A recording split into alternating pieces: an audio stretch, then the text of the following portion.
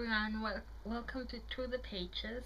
My name is Charina and I'm your host for today and hopefully for all the other videos too. Um, I'm gonna be reviewing Vampire Academy by Richelle Mead. This is the first book of the Vampire Academy series. I read the whole series and it took me like a week, maybe 9 days. And I'm not kidding, those are no small books. Like this one looks small, but the last one, Last Sacrifice, that's a big book. It's an amazing series. I loved it. I loved the first one. At first I was a little hesitant. I hear a lot about it, not only from the people who read in English, but also one of the sites I sometimes visit. It's called Entre Lectores, and it's a Spanish site, and a lot of people from Spain were talking about it. So I said, well, okay, I'm gonna put it on my TBR list, and then I found it when they were doing the last sale on Borders, and it was on sale, and I said, well, I'm gonna get it. And I came home, I didn't have anything to do, so I picked it up. I started reading it, and I couldn't put it down. I think I read the whole thing in like a day and a half, maybe a day. It was an easy read and I loved it. So I'm just gonna tell you a little bit what it is about. It's about Rose Hathaway and Lisa Dragomir, and the story is told from Rose's point of view, but it's also Lisa's story because Rose has a very special connection with Lisa. So they share a special bond, and you get to see how, I don't want to spoil it, but um, you get an insight to Lisa's frame of mind through Rose. Um, Rose is half human, half vampire called Dampier, and she's being trained at their academy to be Lisa's bodyguard when they graduate. And Lisa is the last member of her line. She's full-blooded vampire and she's royal, and she's the only person alive on her family.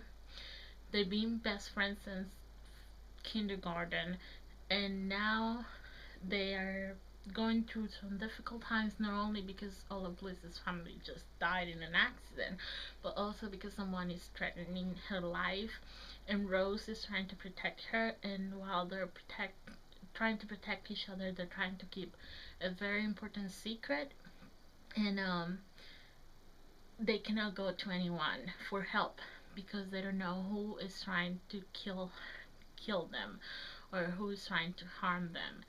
And Rose also doesn't want to publicize, I guess you can say, Lisa's state of mind, which is not very good right now. So I love the series. It keeps getting better and better and better every time. Yes, there are hard guys. There is romance on it. At first, you don't actually see a lot of it in the first book. It's kind of complicated. It's between Rose and Dimitri, who is her mentor and who is older than her. And there are other complications of why they cannot be together. The second book, more complications, and yes, the romance is complicated. In the first few books, you don't get to see actually a romance triangle, which is good because the relationship was complicated as it was, and we didn't need a third person. Afterwards, it kind of we kind of get another character introduced in the story, and he becomes part of this triangle with Rose and Dimitri. His name is Adrian, but I'm not gonna say anymore because I don't want to spoil it. It's a great series. The ending, oh my god. Last book, which is Last Sacrifice. This then I read, I'm not gonna lie, in a day. I couldn't put it down. I just couldn't. It was amazing. The ending was amazing. There are three kinds of vampires. You have the vampires who are half vampires, half humans, who are trained to be the bodyguards. You have the Morois, who are the good kind of vampires that could go out on daylight and they are protected by the vampires. And then you have the Strogoi. I hope I'm saying it right? Because I don't speak Russian, so I don't know if I'm saying it right. But those are the evil ones, and they are trying to kill everyone. We get to see how the characters grow throughout the series and what it that lead to. A lot of the questions are answered. I know every time you read one of the previous books, you are left with cliffhangers and a lot of questions about what happened to this character, what's going on here, what's going on there. But they're answered here on the last book, and everything wraps up together so nicely.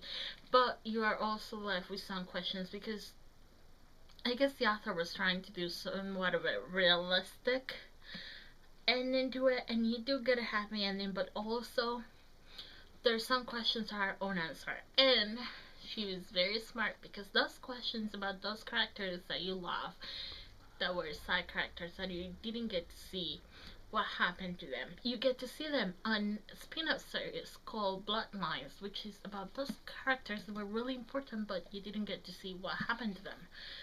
You will see them again on Bloodlines, but that's a series for another review.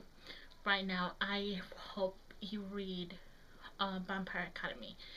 If you read it, you know what I'm talking about. If you haven't read it, go read it. I'm telling you, if you love YA urban fantasy, you're gonna love this series because it doesn't get better than this. Well, it may, but it's an amazing series. It's about vampires, and you get a lot of action.